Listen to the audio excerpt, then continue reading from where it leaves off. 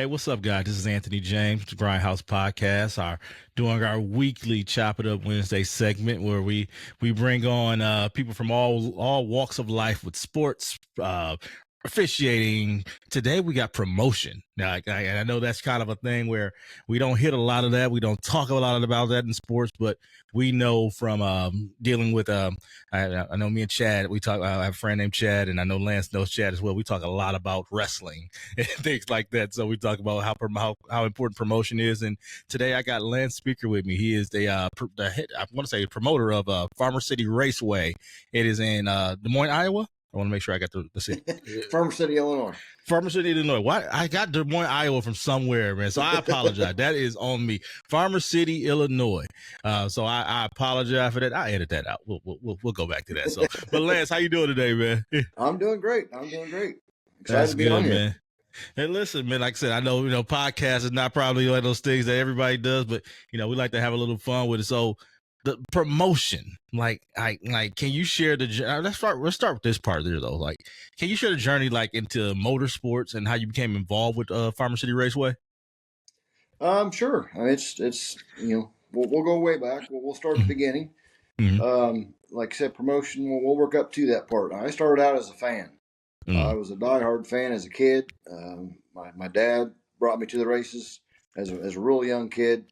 I can't remember how old, doesn't matter how old I was then, but just came as a fan, got watching it. And then growing up, Farmer City, small town, go to the races every Friday night. That was where you went.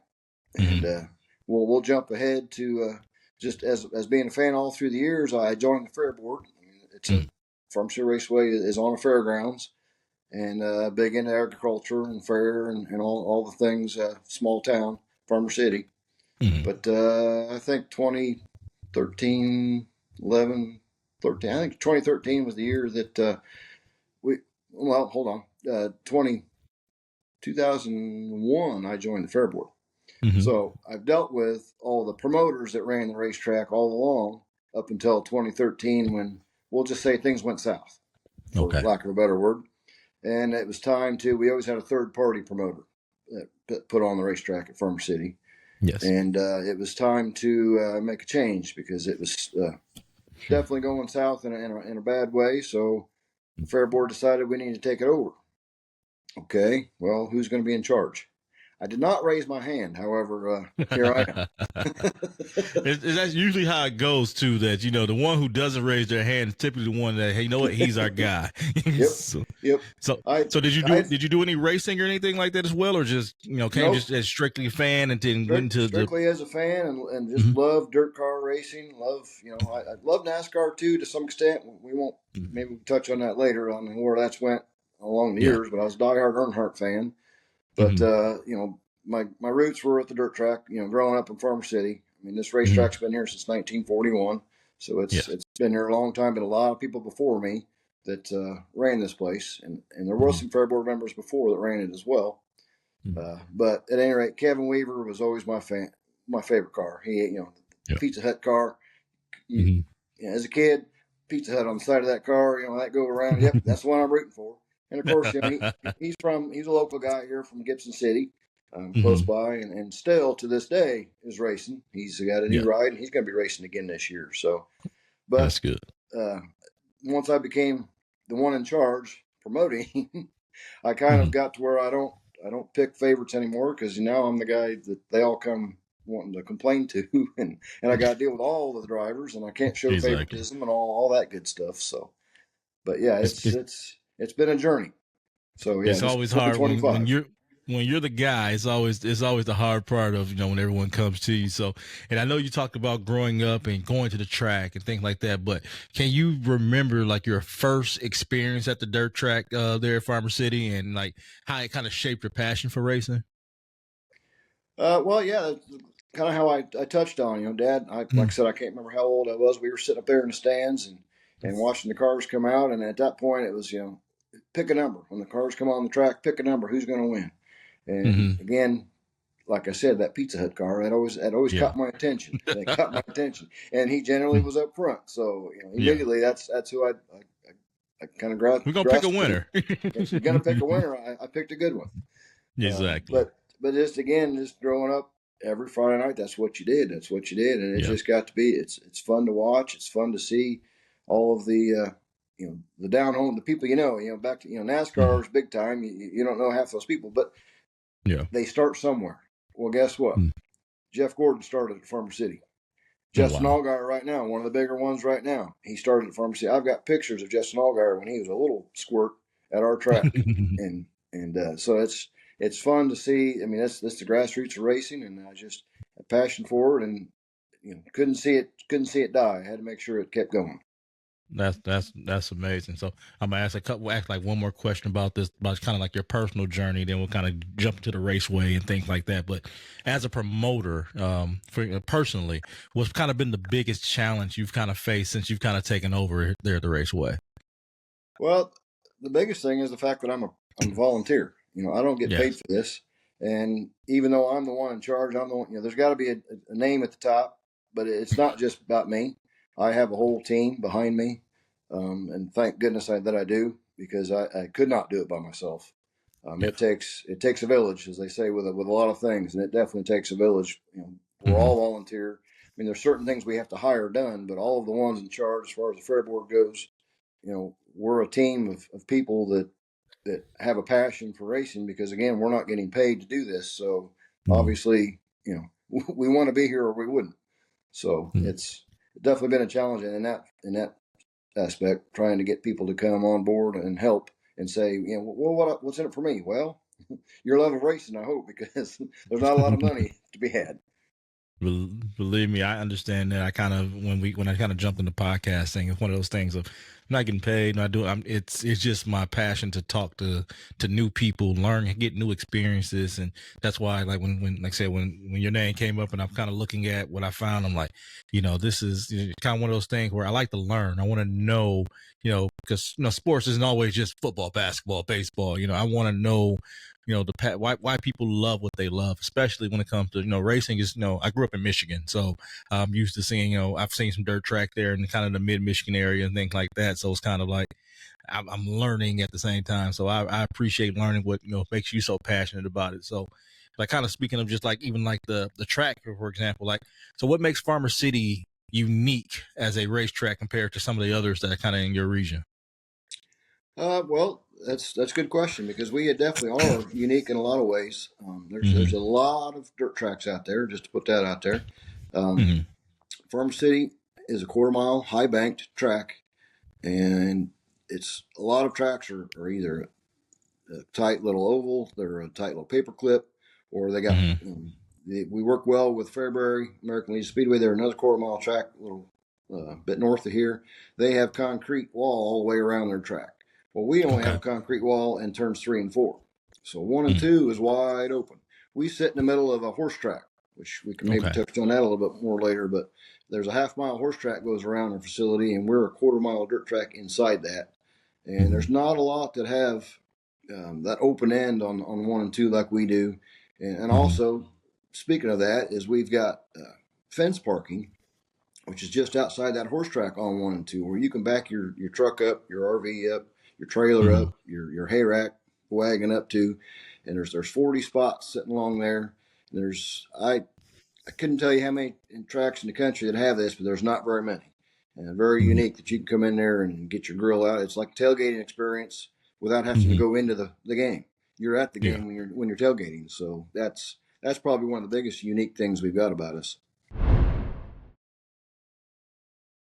Hi, I'm Shane with Restore Hyper Wellness right here in Murphy, Texas. I'm proud to say we're partners with Grindhouse Sports Training just next door in Wiley. Now, Coach Washington over at Grindhouse Sports Training has done a phenomenal job at not just building out a business in the community, being a pillar in the community, but also being an inspiration to the young, talented kids that he trains each and every day. Now, last year, Coach Washington started a podcast, a Grindhouse podcast. The links are below. I encourage each and every one of you to go check this out, listen to it, like it, enjoy it.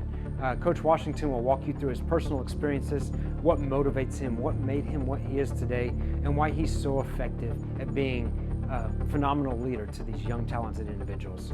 Check out the podcast. We'll see you soon. Oh, that's pretty cool, especially.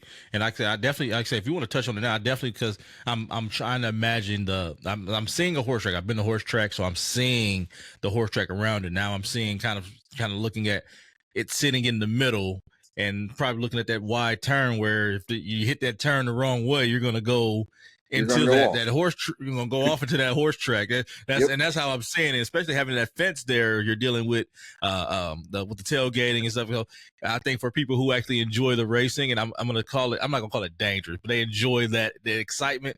That's probably one of those places where you're like, no, I want to be as close as possible so I can feel it, if that makes Yep. sense. So am Yep. I right? Absolutely. Yep. Absolutely. Okay. Yes. They want to be up close and personal.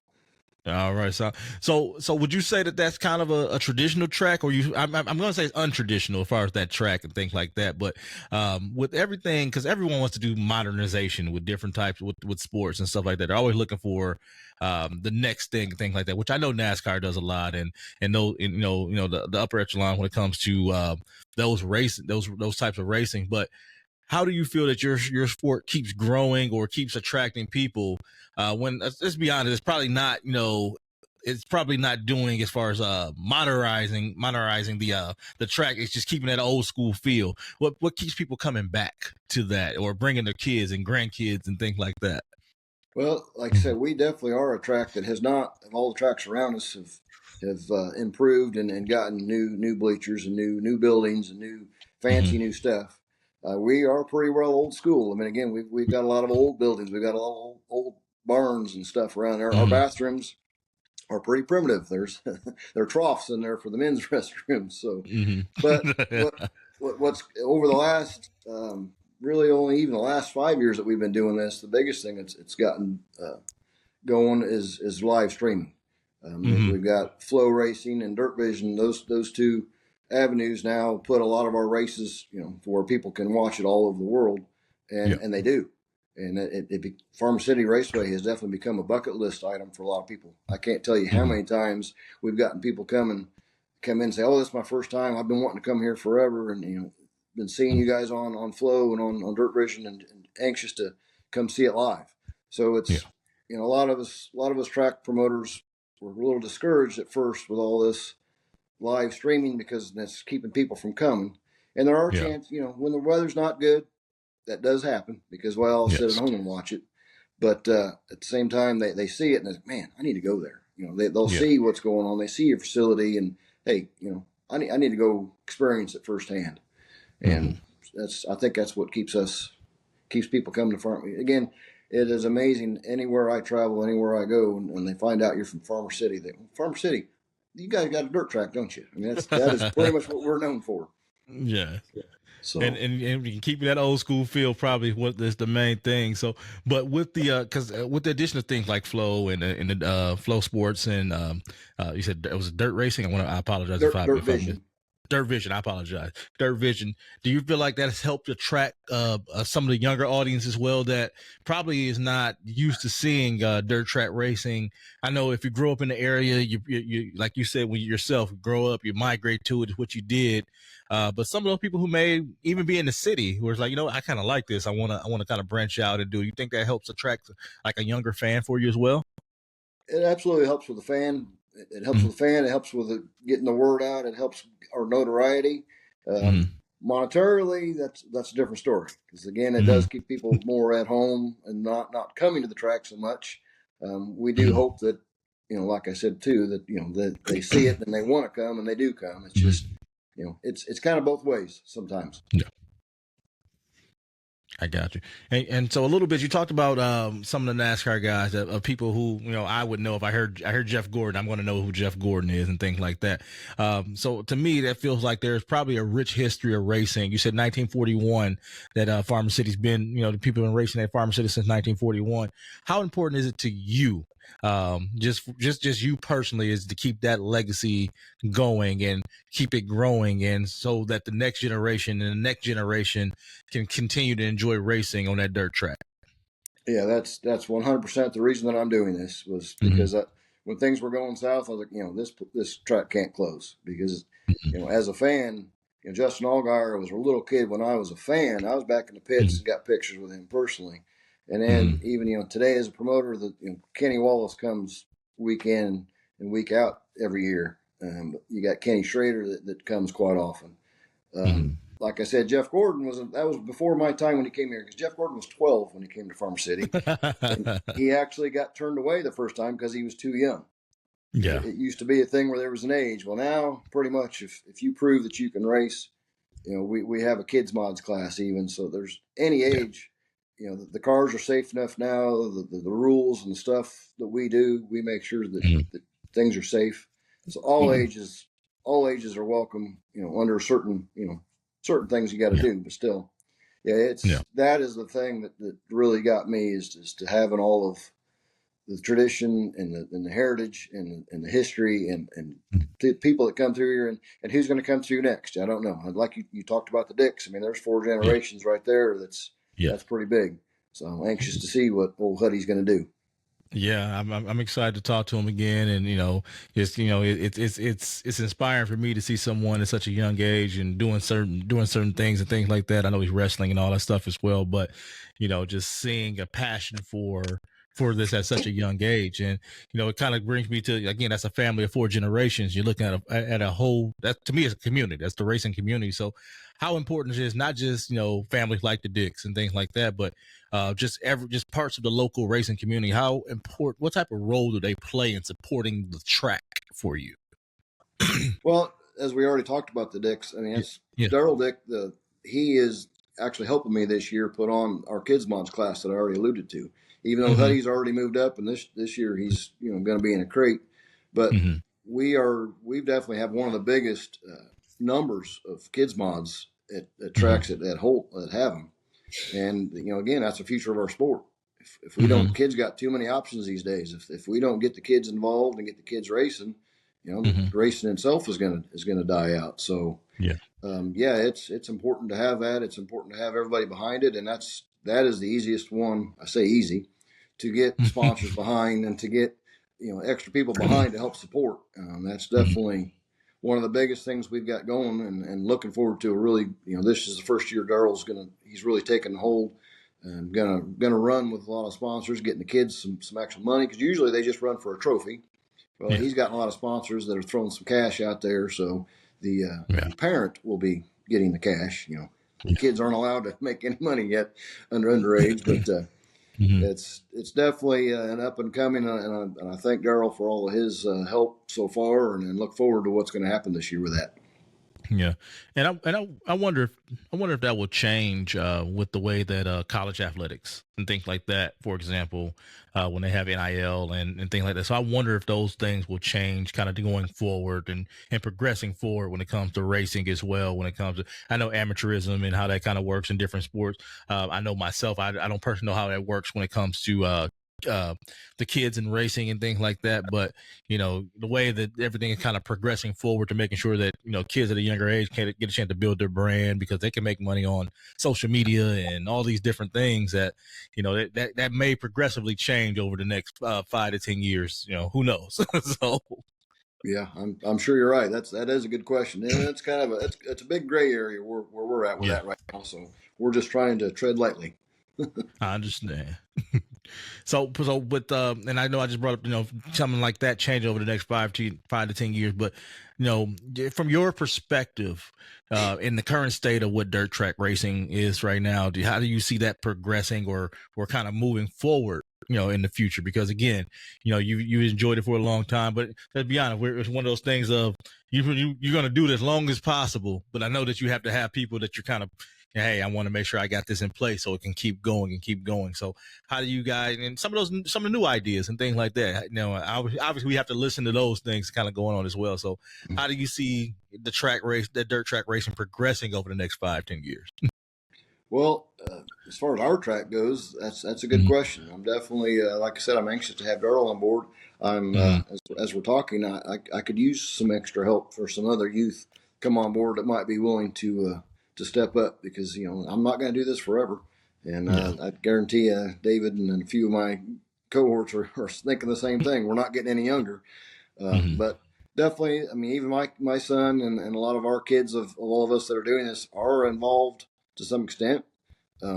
So maybe that's the avenue that happens. I mean, that's, like I said, I really hope that to keep this thing going, and that's, I will not step away until I know that it's going to be in good hands to keep going, because it is my passion to keep Farmer City Raceway, racing for years to come, as long as racing's still happening. Yeah, that's awesome. Like I said, the passion, the love for it. Like I said, I can hear it in your voice. I can feel it. As far as, like I said, and I'm kind of go back to the past of growing up. Do you have just a race that you just seen at the Farmer City Raceway that you're like, you know what, this is why I love this. This is why this is a passion for me. Do you have one race that you kind of think about that people, once they see this, and especially, everybody's folks, the people that in the raceway, they see this, you're like, I remember that too. Well, I can't really name one race, but I'm going to say a group of races, and I'm just going to kind of group them all together. I'm going to throw a few people out there all at once here, but definitely, and I will say the last 2 years, I don't want to use the word disappointed, but the last 2 years we've had a lot of good racing, but this has probably been 3 or 4 seasons ago that we had a couple last lap passes, and especially when TV was there, that is just incredible. Well, I take that back. Last year for the Illini 100 is when you're going to be doing this, and we're going to be promoting big time, and some of you guys are going to be there. But old Bobby Pierce, he got it. He's a favorite right now around these parts. But there was a pass out there on the horse track, and it was just it was crazy how that race went, and we were all excited. Back to what I was getting ready started with there a second ago. There's just the last lap passes where they come around that turn 4, shot out of there to the lead, and we are all, as a promoter, I'm trying not to be a fan, but we were jumping up and high fiving as wow, did you see that race? Did you see that race? The Farmer City 74 a few years ago, Michael Rigsby would be the one to give you more of the details on that with Flow Racing.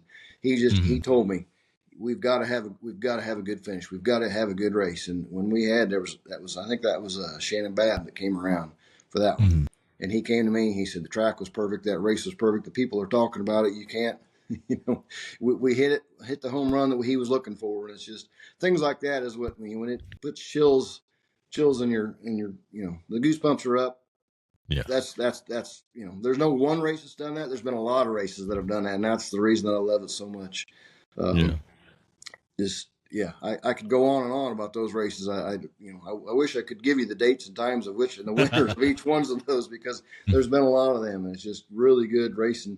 And Farmer City's been good for that. It's just and not just the last lap, but back and forth slide job after slide job of changing the lead out, and it's just it's fun to watch. You think Brandon Shepard a couple times, he was at the back and worked his way up. Where did he come from and come back and win? Because he's definitely has won a lot here. So it's you want to talk about passion and love of racing. It's the finishes we've had at Farm City is what keeps us all wanting to come back and keep doing it.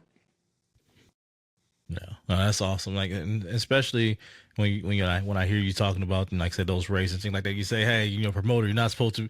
You can't help it, because that's you have a passion for the racing, and it's not that you have a favorite, or you just want to make sure that it's good, that the people enjoy it, and that they keep coming back, because you got good racing and good drivers and good people promoting and all that good stuff as well. So I salute you when it comes to. I know you're trying to keep that promoter hat on, but you gotta let it you gotta throw it up in the air every now and then. Just like, what, I'm just a fan too. It's okay to just be a fan of what you're doing. So yep, absolutely. Yeah. So, like I said, I'm definitely, like I said, I got a few other things I was like. So, I know that I know, but briefly before we started here, we talked about April. But give me some. We got some exciting events, big races that fans should be looking forward to, either coming up soon or just through the season, because I want people to be able to just kind of follow you guys and things like that as well. Yeah, I'll kind of hit our highlights. This year's schedule came out back in January, and we've got, I say one the same, but we've got a pretty good punch of big races. Everybody loves the World of Outlaws. The World of Outlaws will be here with the Illini 100. They're in April, 10th, 11th, and 12th. That's our one multi-day deal. Thursdays of practice, and then Friday and Saturday racing. We get a lot of campers in for that. Then the Farm City 74, that's when we have Lucas Oil. They come to town. So the other big touring series, Farm Farmer City's only been able to have them for a few years. That's a long story on how that's all played out, but it's been really exciting since we've been able to have both of those series here. That's the Flow Night, May 9th, I believe. Yeah, May 9th. Okay. Our Summer Nationals, that's been a touring thing forever. I mean, Summer Nationals was probably the only key event that Farmer City had way back in the day. Anybody that's listening that knows the history of dirt track racing, I'll mention Have at Tampa. That would be more of that lines of things. But Baum Chevrolet has been our sponsor for Summer Nationals as long as I've been here, and that's exciting race. That's in June 27th, June 27th. Okay. Mars Series it's changed hands many a times over the years. It's always been good. It's really up and coming, and it's about as good as it's been right now. We've got that our fair week with the Junior Kimmler race. That's always a good one. And then we round out the season with the Labor Day weekend, and we've got a couple memorials that weekend and some sponsors, and so those are probably our biggest ones. One other notable one, Fan Appreciation Night. That's the night that a lot of people that don't know much about racing, or the locals, or the ones that don't want to follow the touring series, because there's not a big touring series here that night. But what we have that night is Fan Appreciation. You get in for $5, so it's cheap to get in. Then it's on 4th of July weekend. This year it's on the 4th of July. So we have a huge fireworks show at intermission, and the town gets behind that one. We get a lot of sponsors for that one. We put on one heck of a fireworks show. Before we do the fireworks, we actually do a driver autograph session. So you've got a big crowd of people here that may or may not know much about racing, and all of a sudden they get to come out here and get your picture taken with cars, get some autographs from some drivers. And the last couple of years, man, the drivers that have all come out for that, just because of that, that's been a popular event. So that's one of the big nights. Probably, it is our biggest night that we pack the stands that we don't have a touring series here. So those are kind of our highlights. But for sure, go out to our Facebook page or our website and check out our schedule and see what we got. But there's always something going on Friday night in Farmer City. Sounds good. I'm gonna get all that information from you here after this last question, because I'll be there in April. So I want to make sure, so for somebody like me who I've never been there, never did dirt track racing, what should I expect? What should Farmer City Raceway be like for my first experience? And it's gonna be for anybody who's new. I want them to be able to just give them the experience of what I should feel. Well, that's the thing. It's going to blow you away. I mean, I don't know what you're thinking, but you're going to get all kinds of things. And again, from whether you park out on the fence or you park and you walk up there, we've got lots of bleachers. We've got lots of good food vendors as you come up there. It gives you kind of that carnival fair feel. Food trucks. Our concession stands famous for our ribeyes. We've got some really killer ribeye sandwiches. Our beer tent, Emmer's Place. That's you got to have cold beer when you're a little dirt in the beer when you're watching racing. So, and the thing is, you can watch it from all of these vantage points. You can be sitting in the beer tent. You can be sitting in the grandstands. You can be sitting in your truck. You can walk through the pits. That's an extra pit pass doesn't cost that much more. There's just so much you can do. It's open. I mean, you're not in a huge, even with a lot of people there, we have a 45-acre facility. So it's not super crowded. That's the other thing that people, don't realize, that, it's not like being chopped, in a tight area or getting claustrophobic or worried about anxiety for being in crowds. There's plenty of room to spread out and have a good time. And it's just a hometown, easy feeling, good time. I'm looking forward to it. Looking for my first experience. Like I said, Chad kind of gave me a little rundown. I'm like, no, I'm going. I'm gonna bring my little travel equipment with me so I can do a little recording while I'm there and and kind of do some things. But I want to definitely just take it all in and enjoy the experience. So Lance, like I said, I appreciate you jumping on with me and talk with me for this half hour, man. Just giving me some insight on what I can expect and where the passion came from for you. If you can you just let our listeners know? I know a lot of people who know you, they're going to know this, but let our listeners know so they can find you guys on your either your website, social media, things like that, so we can I can go ahead and get that out there for you too. Yeah, our website is farmercityracing.com. That's the one thing people get confused. It's not Raceway, it's farmercityracing.com. But Facebook is that's probably our biggest that everybody follows that. If there's weather related stuff, go to our Facebook page. We also have Instagram. Somebody does still run our Snapchat thing. All the channels. It's out there for sure. You've got to come to Farmer City Raceway. You're gonna have a good time. Like you were saying, you need to mingle. You're gonna meet You're gonna meet new friends. Everybody is so friendly. That's the other thing. Whether it be the racing community, the locals, my staff, you're gonna find a friend. You're gonna have a good time. All right. Well, guys, like I said, I appreciate you guys listening to us. This is Lance Spieker. He like I said, head promoter at Farmer City Raceway. We'll be there in April, so we'll definitely give you a rundown as to all the things that we saw, all the phenomenal racers and things like that. Lance, thank you again today, man. Yeah, thanks for having me. It's been fun. All right. Appreciate you.